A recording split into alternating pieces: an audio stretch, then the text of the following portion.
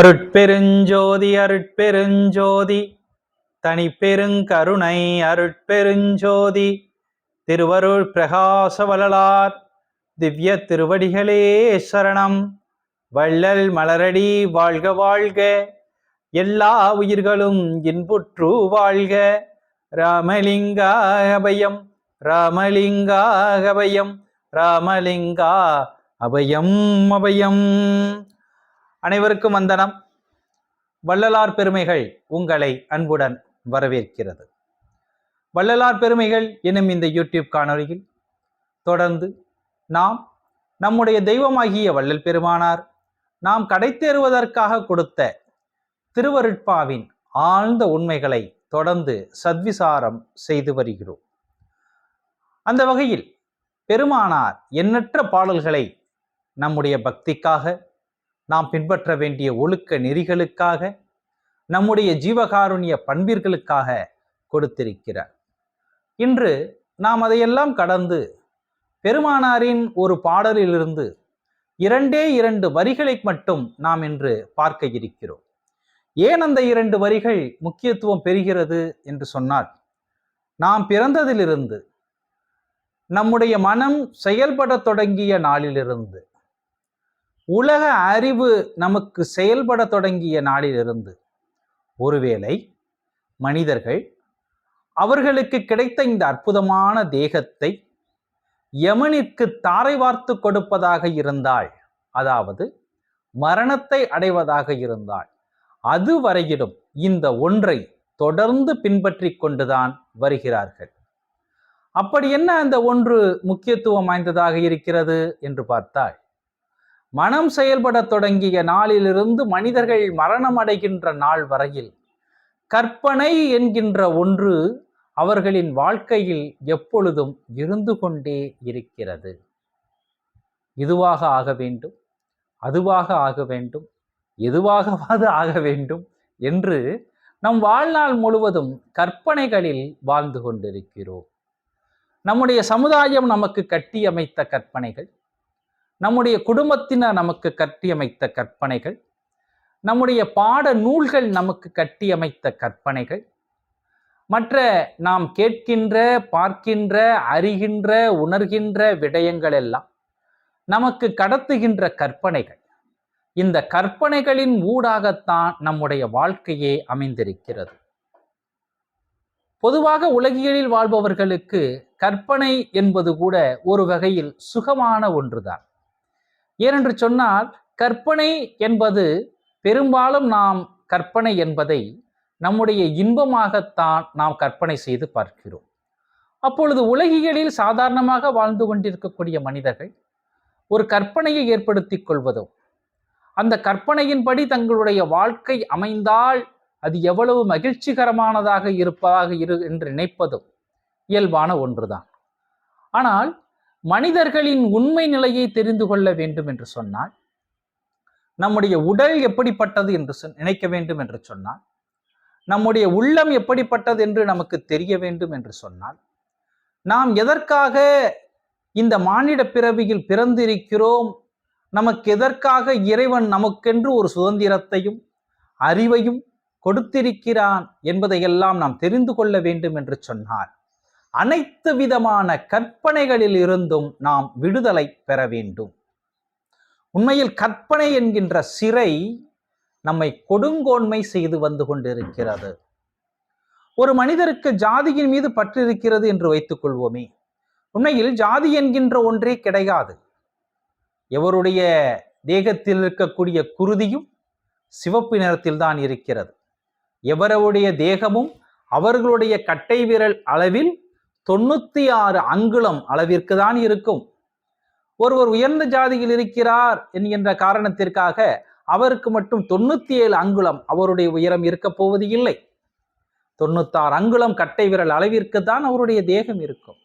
ஆனால் ஜாதி என்கின்ற ஒரு கட்டமைப்பு இருக்கின்ற பொழுது, தான் சார்ந்திருக்கிற ஜாதியை ஒருவர் தவறாக பேசிவிட்டார் என்று சொன்னார், அதற்காக நடக்கக்கூடிய யுத்தங்கள், இது மதங்களுக்கும் பொருந்தும்.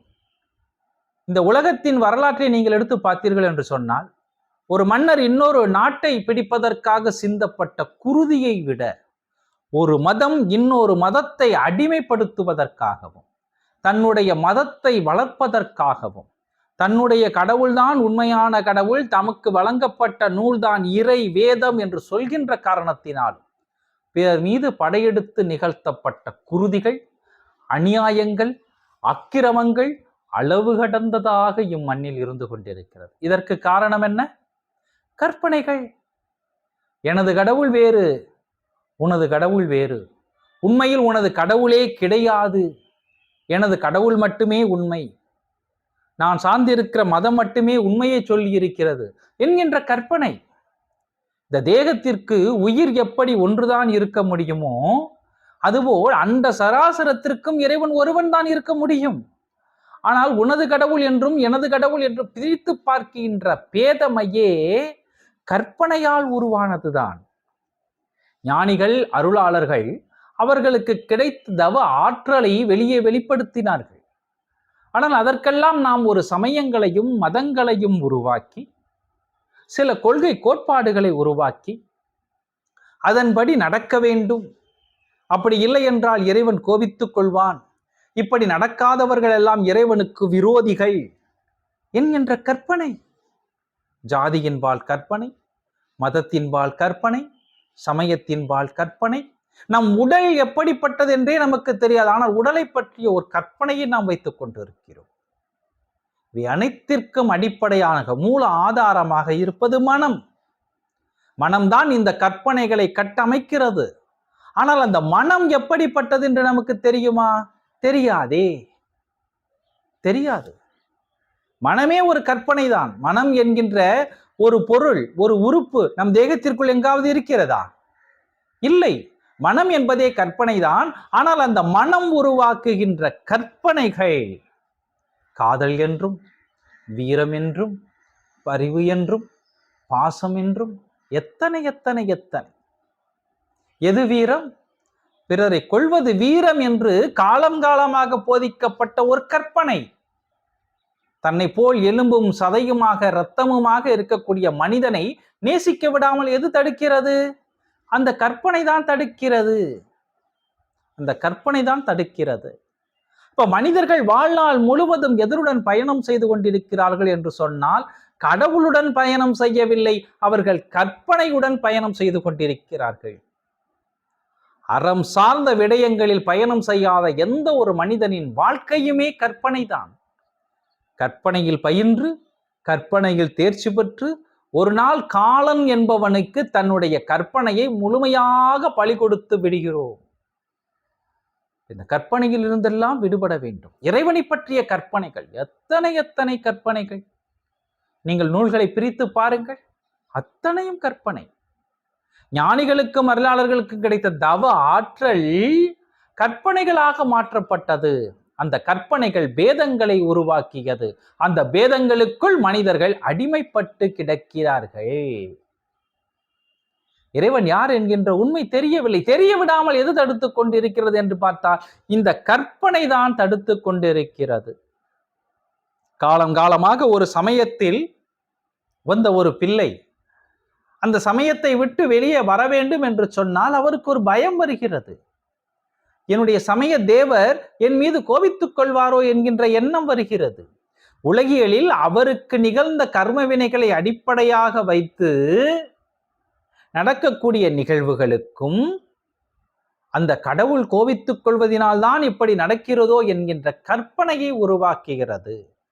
மனம் மாயைக்கு அடிமை. ஆனால் மாயையின் அடிப்படை ஆதாரம் கற்பனை. இந்த உலகத்திற்கு இருக்கக்கூடிய அத்தனை விடயங்களும் ஆசைகளும் கற்பனையால் கட்டியமைக்கப்பட்டது. வள்ளல் பெருமானார் தெளிவாக சொல்கிறார், கண்டதெல்லாம் அனித்தியமே, கேட்டதெல்லாம் பழுதே, கற்றதெல்லாம் பொய்யே, கழித்ததெல்லாம் வீணே. பாருங்க, கண்டதெல்லாம் அனித்தியமே, எதுவுமே நிரந்தரமாக இருக்க போவதில்லை, எல்லாம் மாறிக்கொண்டிருக்கிறது. ஆனால் நாம் பார்க்கக்கூடிய எல்லா விடயங்களின் மீதும் நமக்கு இருக்கக்கூடிய ஆசை அதன் மீதான கற்பனைகளை நமக்கு உருவாக்கி கொடுத்து கொண்டே இருக்கிறது. அப்ப நாம் எதனுடன் வாழ்ந்து கொண்டிருக்கிறோம்? ஆசைகளோடும் கற்பனைகளோடும் நாம் வாழ்ந்து கொண்டிருக்கிறோம். நாம் யார் என்கின்ற உண்மை தெரியாத வரையில், இப்பூவுலகத்திற்கு நமக்கு மனித தேகம் எதற்கு கொடுக்கப்பட்டது என்கின்ற உண்மை தெரியாத வரையில் நம்முடைய வாழ்க்கை முழுக்க முழுக்க கற்பனை சார்ந்துதான் இருக்கும். மிகப்பெரிய வீடு கட்ட வேண்டும், அழகான வீடு கட்ட வேண்டும் என்பது கற்பனை. விலை உயர்ந்த ஆடை உடுத்த வேண்டும், அப்பொழுதுதான் பிறர் என்னை மதிப்பார்கள் என்று நினைப்பது கற்பனை. மதிப்பு என்பதே ஒரு கற்பனை தான். யாரும் யாரையும் மதித்து இங்கு ஒன்றும் ஆக போவதில்லை. ஆனால் இந்த உலகியல் சார்ந்த விடயங்கள் அனைத்தும் ஒருவித கற்பனையால் கட்டியமைக்கப்பட்டிருக்கிறது. ஒரு வீடு என்று இருந்தால் இது இருக்க வேண்டும், அது இருக்க வேண்டும், இது இல்லையா, அது இல்லையா, இந்த வேலையிலா இருக்கிறாய், ஏன் அந்த வேலையில் இல்லை, ஏன் அந்த வேலைக்கு நீ போகவில்லை, அத்தனையும் கற்பனை. அத்தனையும் கற்பனை. உண்மைக்கும் நிதர்சனத்திற்கும் அப்பாற்பட்ட ஒரு வாழ்க்கையை நாம் வாழ்ந்து கொண்டிருக்கிறோம். இந்த அடிப்படை உண்மை நமக்கு தெரியவில்லை என்று சொன்னால் நம் வாழ்நாள் முழுவதும் கற்பனையில் போய்விடும். பெருமானார் இறைவனை பற்றி சொல்கின்ற பொழுது ஒரு இடத்தில் அற்புதமாக சொல்கிறார். கற்பனை எல்லாம் கடந்தார் பாங்கிமாரே, எந்தன் கற்பனைக்கு உட்படுவாரோ பாங்கிமாரே. எப்படி சொல்கிறார்? கற்பனை எல்லாம் கடந்தார் பாங்கிமாரே, எந்தன் கற்பனைக்கு உட்படுவாரோ பாங்கிமாரே. கற்பனையெல்லாம் கடந்தார் பாங்கிமாரே. இறைவன் இந்த கற்பனைகள் அத்தனை கற்பனைகளையும் கடந்தவன். சமயங்களாலும் மதங்களாலும் வேதங்களாலும் சொல்லப்பட்டிருக்கக்கூடிய அத்தனை விடயங்களையும் கடந்தவன். இறைவன் எந்த கற்பனைக்கும் உட்பட மாட்டான். சொல்லிவிட்டு பெருமானார் எல்லாரும் அப்படி இருக்கிறார்கள் அல்லவா, பெருமானாரும் ஒரு ஆசையை வெளிப்படுத்துகிறார். எந்த கற்பனைக்கு உட்படுவாரோ பாங்கிமாரே. இதுவரை வந்த எல்லார் சொன்ன கற்பனைகளையும் கடந்து விட்டாய். அந்த கற்பனைகளை எல்லாம் கடந்து எங்கோ இருக்கக்கூடிய இறைவனே, ஆனால் எனக்கும் ஒரு கற்பனை இருக்கிறது, அந்த கற்பனைக்கு நீ உட்படுவாயா என்று கேட்கிறார் பெருமானார். இறைவன் ஒன்றுதானே இங்கு உண்மையானவன். அதனால்தான் பெருமானார் இறைவனை இயற்கை உண்மை வடிவினன் என்று சொல்லுவார். இயற்கை உண்மை வடிவினன். அங்கு கற்பனைக்கு வேலையே இல்லை. அப்ப அங்கு சென்றால் இது நடக்கும், இங்கு சென்றால் நடக்கும் இல்லை. மனிதர்கள் அவரவர்கள் இயற்றிய கர்ம வினைகளுக்கு ஏற்ப, நான் இப்பிறவிகள் செய்தது, இதற்கு முந்தைய பிறவிகள் செய்தது, அதற்கு ஏற்றது போல் எனக்கு இந்த தேகம் கொடுக்கப்பட்டிருக்கிறது, இந்த வாழ்க்கை நெறி எனக்கு கொடுக்கப்பட்டிருக்கிறது. ஆனால் இப்படி கொடுக்கப்பட்ட வாழ்க்கையிலும் இறைவன் பெருந்தயவாளன். அந்த பெருந்தயவாளனாகிய இறைவன் எனக்கு 2 விடயங்களை கொடுக்கின்றான். ஒன்று ஒரு சுதந்திரம், மற்றொன்று அறிவு. நான் சுதந்திரத்தை வைத்தும் அறிவை வைத்தும் முதலில் எதை வெல்ல வேண்டும் என்று சொன்னால் இந்த கற்பனைகளை வெல்ல வேண்டும். எனக்கு ஒரு சுதந்திரம் கொடுக்கப்பட்டிருக்கிறது என்பதற்காக பெருமானார் ஜீவகாருண்ய ஒழுக்கத்தில் அற்புதமாக சொல்கிறார். ஏன் ஒருத்தர் இப்பிறவிகள் பசியினால் துன்பப்படுகிறார் என்று சொன்னால், இதற்கு முந்தைய பிறவியில் அவருக்கு மனித தேகம் கொடுக்கப்பட்டும் அவர் கடவுள் கட்டளைப்படி நடவாத காரணத்தினால் இப்பிறவியில் அவர் கஷ்டப்படுகிறார். அப்ப மனித தேகம் கொடுக்கப்பட்டதே கடவுளின் கட்டளைப்படி நியதிகளின் படி வாழ்வதற்காகத்தான் கொடுக்கப்பட்டது.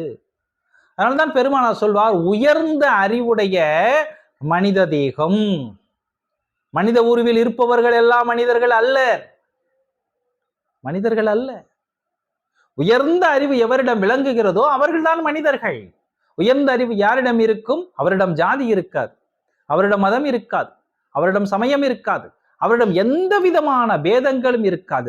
இறைவனை பார்க்க வேண்டும், அவனை அனுபவிக்க வேண்டும், அந்த இன்பத்தில் மூழ்க வேண்டும் என்கின்ற அந்த மெஞ்ஞான விருப்பம் மட்டுமே இருக்கும். அஞ்ஞானம் எங்கிருக்கிறதோ அங்கு கற்பனை இருக்கும், மெஞ்ஞானம் எங்கிருக்கிறதோ அங்கு கடவுள் இருப்பார். அஞ்ஞானம் என்னும் குதிரை கற்பனைகளின் மீது சவாரி செய்து கொண்டிருக்கும். அஞ்ஞானம் என்னும் குதிரை கற்பனைகளின் மீது சவாரி செய்து கொண்டிருக்கும். ஆனால் மெஞ்ஞானம் என்பதோ தான் யார், தன்னுடைய நிலை எப்படிப்பட்டது, இறைவன் யார், இறைவனுடைய நிலை எப்படிப்பட்டது என்கின்ற சத்விசாரத்தில் இருக்கும். அதனால்தான் பெருமானார் நமக்கு அற்புதமான 2 விடயங்களை எடுத்து கொடுத்தார். ஒன்று பரோபகாரம், மற்றொன்று சத்விசாரம். பரோபகாரம் என்றால் பிற உயிர்க்கு இரங்கல். பசியால், கொலையால், பிணியால், தாகத்தால், எளிமையால், வறுமையால், பயத்தால் ஓர் உயிர் வருந்துகின்ற பொழுதெல்லாம் கண்ணால் கண்ட போதும், காதால் கேட்ட போதும், உணர்ந்த போதும் எவருடைய இதயம் துடிக்கிறதோ அது உயிர் இரக்கம். செய்கிறதெல்லாம் அப்புறங்க, செயலெல்லாம் அப்புறம். முதலில் துடிக்க வேண்டும். எவருடைய இதயம் துடிக்கிறதோ அவர் பரோபகாரத்தில், உயிர் இரக்கத்தில், ஜீவ காருண்யத்தில் இருக்கிறார் என்று பொருள். அடுத்ததாக பெருமானார் சத்விசாரத்தை எடுத்து கொடுத்தார். சத்விசாரம் என்பது புத்தியை அடிப்படையாக வைத்தது. நன்மை தீமை எது என தெரிந்து நம்முடைய குறைகளை ஊன்றி கவனிப்பதும், இறைவனுடைய பெரும் புகழை பேசுவதும், அந்த இறைநிலை எப்படிப்பட்டது என்று விசாரம் செய்வதும் தான் உண்மையான சத்விசாரம். எங்கு சத்விசாரம் இருக்கிறதோ அங்கு கற்பனைகள் அடிபட்டும். மனித வாழ்க்கையை நாம் பொய்யாக ஏற்படுத்த அத்தனை கற்பனைகளும் இறைவனை பற்றிய சத்விசாரம் எந்த மனிதரிடம் ஏற்படுகிறதோ அப்பொழுது ஒன்றொன்றாக கலன்று அதுவே போயிடும். நாம ஒன்றும் பண்ணணுங்கிற அவசியமே கிடையாது. இந்த கற்பனைகள் எல்லாம் போவதற்கான ஒரு சிறந்த யுக்தி இறைவனை பற்றி, இறைநிலையை பற்றி நம்முடைய பெருமானார் கொடுத்த அருட்பாவை வைத்துக்கொண்டு நம்முடைய தெய்வம் இதில் என்னெல்லாம் சொல்லி இருக்கிறது என்று சத்விசாரம் செய்தோம் என்று சொன்னால் நம்முடைய கற்பனைகள், இந்த உலகியல் சார்ந்து நாம் ஏற்படுத்திய கற்பனைகள் மட்டுமல்ல, இதுவரை காலங்காலமாக நமக்கு கொடுக்கப்பட்ட கடவுளை பற்றிய கற்பனைகளும் நம்மை விட்டு போய்விடும். உலகியல் கற்பனைகளும் போய்விடும், கடவுளை பற்றிய கற்பனையும் போய்விடும். கடவுள் யார் என்கின்ற உண்மை நிலை நமக்கு தெரிய துவங்கும். அத்தனை திரைகளும் விலகும், அத்தனை திரைகளும் விலகும். திரைகள் எல்லாம் நம்மை மறைத்து கொண்டிருக்கிறது என்று சொன்னால் ஒவ்வொரு திரையும் ஒவ்வொரு குணங்களை அடிப்படையாக கொண்டதாக, ஆசைகளை அடிப்படையாக கொண்டதாக இருக்கிறது. இந்த ஆசைகள் எங்கு உருவானது? மனம் சார்ந்த கற்பனை, மனம் சார்ந்த கற்பனை. இந்த உலகியல் முழுவதும் எத்தனையோ பொருட்கள் வியாபாரமயமாக விற்கப்பட்டு கொண்டே இருக்கிறது. இந்த பொருள் வாங்குங்கள், அந்த பொருள் வாங்குங்கள், இது உங்களுக்கு சுலபமாக பண்ணி கொடுக்கும். அத்தனையும் கற்பனை தான். அதில் எதுவும் உண்மை அல்ல, எதுவும் நிரந்தரம் அல்ல. ஆனால் நம் ஆசைகளை பெருக்கிக் கொண்டே போவோம் என்று சொன்னால் கற்பனைகள் வளர்ந்து கொண்டே போகும். கற்பனைகள் வளர வளர வளர கடவுள் நம்மிடம் இருந்து தூரமாக போய்கொண்டே இருப்பார். இப்ப நம்முடைய கற்பனைகள் அத்தனையும் நிற்க வேண்டும் என்று சொன்னால் பெருமானார் நமக்கு கொடுத்த திருவருட்பாவில் அற்புதமாக பெருமானார் சொல்லியிருக்கிறார். யார் என்பதை படிக்க வேண்டும் என்று சொன்னால் அருட்பா படியுங்கள், நெஞ்சறிவுறுத்தல் படியுங்கள், விண்ணப்ப கழிவென்பா படியுங்கள். நாம் யார் என்பது தெரிந்துவிடும். இறைவனுடைய பெரும்புகளை பேச வேண்டுமா? எத்தனையோ பாடல்களை பெருமானார் கொடுத்திருக்கிறார். கற்பனையான உலகம். இரண்டாவது, அந்த உலகமே கற்பனை தான். என்றோ ஒரு நாள் சூரியனும் இல்லாமல் போவான், இந்த பூமியும் இல்லாமல் போகும். இது கற்பனைகள் அல்ல, பூமியும் சூரியனும் கற்பனை அல்ல. ஆனால் அது நிரந்தரம் என்று யாராவது நினைத்துக் கொண்டு இருப்பார்கள் என்று சொன்னால் அதுவும் கற்பனை. இங்கு நிரந்தரமானது ஒன்றே ஒன்றுதான், அது இறைவன் மட்டும்தான். இப்ப நம்முடைய வாழ்க்கை நீங்கள் கவனித்து பாருங்கள். தினந்தோறும் ஒரு அரை மணி நேரம் யாரிடமும் எதுவும் பேசாமல் அமைதியாக உட்கார்ந்து காலையில் எழுவது முதல் இரவு உறங்குவது வரையில் நம்முடைய எண்ணங்கள் எப்படி இருக்கிறது என்று பட்டியலிட்டா அத்தனையும் ஏதோ ஒரு ஆசை சார்ந்து, அல்லது ஏதோ ஒரு பயம் சார்ந்து, அல்லது ஏதோ ஒரு தேவை சார்ந்து தான் இருக்கும். ஏன் பயம் வருகிறது? நாளை என்ன நடக்குமோ என்கின்ற கற்பனை பயத்தை ஏற்படுத்துகிறது. பயம் பூஜ்ஜியம் என்று பெருமானார் சொன்னால் பயம் எப்பொழுது பூஜ்ஜியமாகும்? நம்முடைய வாழ்க்கையில் பயம் பூஜ்ஜியமாக இருக்க வேண்டும் என்று பெருமானார் சொன்னார். எப்பொழுது பூஜ்ஜியமாகும்? அடுத்த கணம் என்ன நடக்குமோ என்கின்ற பயம், அல்லது ஒரு உணர்வு, அல்லது ஒரு தேவை, அல்லது ஒரு தேடல், இது இருக்கும் என்று சொன்னால் நமக்கு பயம் ஏற்படும். இது எங்கிருந்து வருகிறது? கற்பனையிலிருந்து வருகிறது. கற்பனையிலிருந்து தானே வருகிறது. அடுத்த கணம் என்ன நடக்கும் என்று எவருக்கும் தெரியாது. நான் ஒரு அருளாளரை சந்திக்கலாம் அடுத்த கணத்தில், அல்லது ஒரு அறிவியலாளரை சந்திக்கலாம் அடுத்த கணத்தில், அல்லது நான் அடுத்த கணத்தில் இறைவனையே கூட சந்திக்கலாம், யாருக்கு தெரியும்? ஆனால் நாம் கற்பனைகளை வளர்த்து கொண்டிருக்கிறோம். இந்த கற்பனைகள் அனைத்தும் என்று தீர்ந்து போகிறதோ அன்று நாமே இருக்க மாட்டோம். நான் வேறு இறைவன் வேறு என்கின்ற நிலை இருக்காது. இருவரும் ஒன்றாக இருப்போம். அன்று கற்பனை அங்கு இருக்காது. இறைவனின் கருணை மட்டுமே இருக்க வேண்டும். அப்படி என்றால் இறைவனுடைய பெருங்கருணையை பெற வேண்டும் என்று சொன்னால் நாம் இந்த உலகியல் சார்ந்தும் இறைவனை அடைய வேண்டும் என்பதற்காக அருளியல் சார்ந்தும் நாம் இதுவரையில் வைத்திருந்த பொய்யான கற்பனைகளை எல்லாம் ஓரம் கட்டிவிட்டு நாம் யார், நம்முடைய மனம் எப்படி இருக்கிறது, நம்முடைய நிலை எப்படி இருக்கிறது, இறைவன் யார், இறைவனுடைய நிலை எப்படி இருக்கிறது, அதை அடைவதற்கு நான் என்ன செய்ய வேண்டும் என்கின்ற பெருமுயற்சியில் எவர் ஒருவர் இருக்கிறார்களோ அவர்களிடம் கற்பனை என்கின்ற ஒன்று கற்பனையாகவே காணாமல் போய்விடும் என்று கூறி வாழ்வோம் கருணையோடு கற்பனையோடு அல்ல என்று கூறி உங்களிடமிருந்து விடைபெற்றுக் கொள்வது உங்கள் அன்பு சகோதரன் காஞ்சிபுரத்திலிருந்து செந்தில். அருட்பெருஞ்சோதி அருட்பெருஞ்சோதி தனிப்பெரும் கருணை அருட்பெருஞ்சோதி திருவருட் பிரகாச வள்ளலார் திவ்ய திருவடிகளே சரணம்.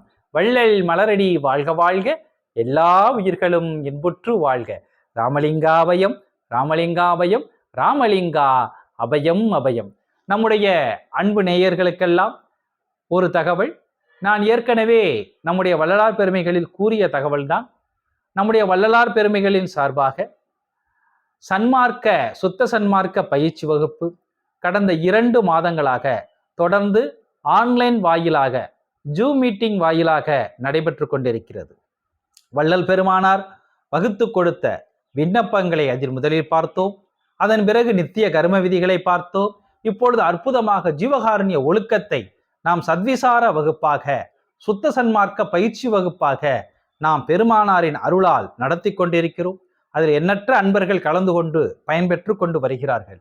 நீங்களும் நம்முடைய வள்ளல் பெருமானார் கூறிய அற்புதமான உண்மைகள், வாழ்வியல் உண்மைகள் நமக்கு தெரிய வேண்டும் என்று விரும்பினால் நீங்களும் அந்த பயிற்சி வகுப்பில் கலந்து கொள்ளலாம். பயிற்சி வகுப்பில் கலந்து கொள்வதற்காக வகுக்கப்பட்டிருக்கக்கூடிய விதி ஒன்றே ஒன்றுதான். அது கொலை புலை தவித்தவர்களாக மாத்திரம் இருக்க வேண்டும்.